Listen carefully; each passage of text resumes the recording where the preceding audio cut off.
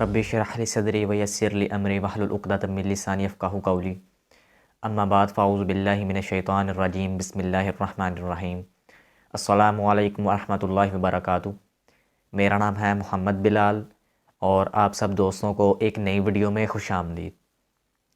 آج کی ویڈیو ایک میں حدیث سے سٹارٹ کرنا چاہتا ہوں اور وہ حدیث ہے ہمارے ایمان کے متعلق کہ ہمارا ایمان کب مکمل ہوتا ہے۔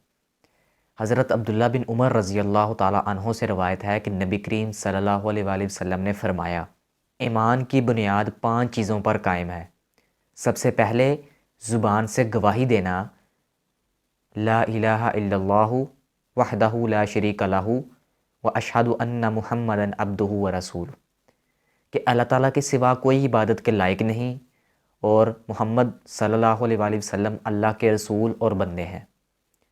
اور دوسرے نمبر پر نماز قائم کرنا، تیسرے نمبر پر زکوٰۃ ادا کرنا، چوتھے نمبر پر رمضان کے روزے رکھنا اور 5ویں نمبر پر حج کرنا۔ ہم کیا کرتے ہیں، میں اگر تھوڑی سی ایکسپلین کر دوں تو ہم یہ سمجھتے ہیں کہ ہم مسلمان تو ہیں، ہم نے اشہد ان لا الہ الا اللہ کہہ دیا تو یہ ہماری مسلمانیت کے لیے کافی ہے۔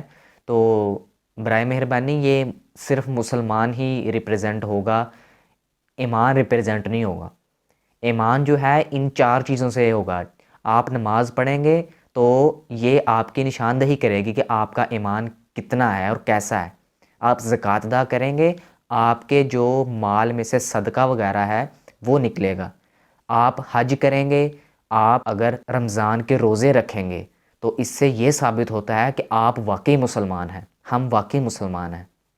لیکن اگر ہم اشہد ان لا الہ الا اللہ پہ گزارا کریں گے تو برائے مہربانی اس پہ ہمارا گزارا نہیں ہونا۔ اکیلا یہی پڑھ لینا کافی نہیں، باقی 4 ارکان پر بھی عمل کرنا بہت ضروری ہے۔ اللہ تعالیٰ نے قرآن مجید میں بہت بار ارشاد فرمایا، وَأَقِیمُوا الصَّلَاةَ وَآتُوا الزَّکَاۃَ وَأَقِیمُوا الصَّلَاۃَ، نماز قائم کرو، نماز قائم کرو، نماز قائم کرو۔ نماز کو پڑھنا اور نماز کو قائم کرنا یہ 2 الگ چیزیں ہیں۔ نماز پڑھنا یہ ہوتا ہے کہ ہم اگر ایک دن میں 2 پڑھ لیں، 3 پڑھ لیں یا 4 پڑھ لیں تو یہ ہوتا ہے نماز پڑھنا۔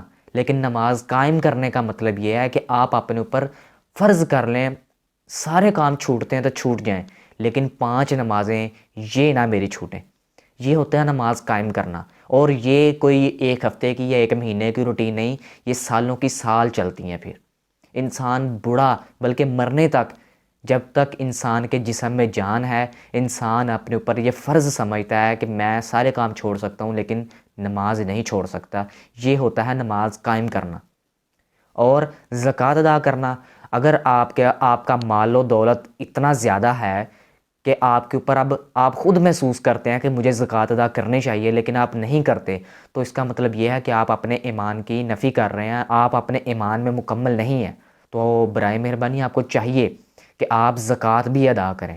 تو اس کے بعد رمضان کے روزے آتے ہیں، رمضان کے روزے رکھیں۔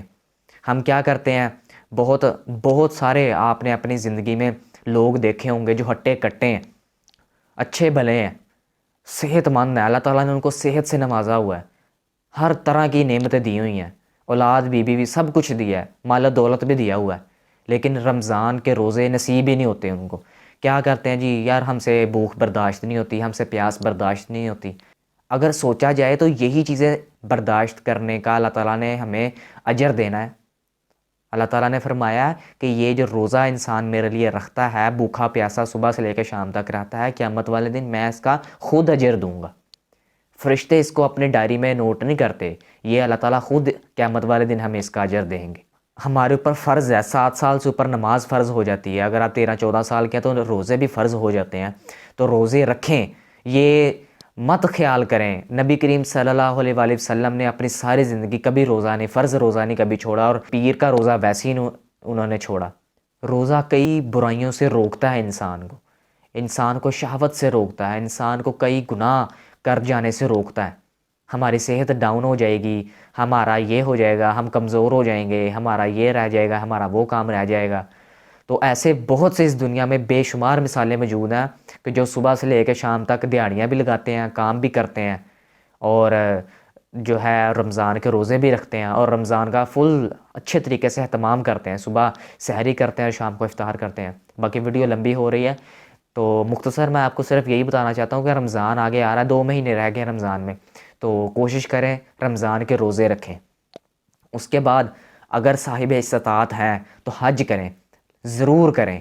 اس کے بعد ایک اور حدیث میں آپ کے سامنے بیان کرنا چاہتا ہوں۔ نبی کریم صلی اللہ علیہ وآلہ وسلم نے، یہ حضرت ابو ہریرہ رضی اللہ تعالیٰ عنہ سے روایت ہے کہ نبی کریم صلی اللہ علیہ وآلہ وسلم نے فرمایا، ایمان کی 60 سے اوپر شاخیں ہیں اور حیا بھی ایمان ہی کی شاخ ہے۔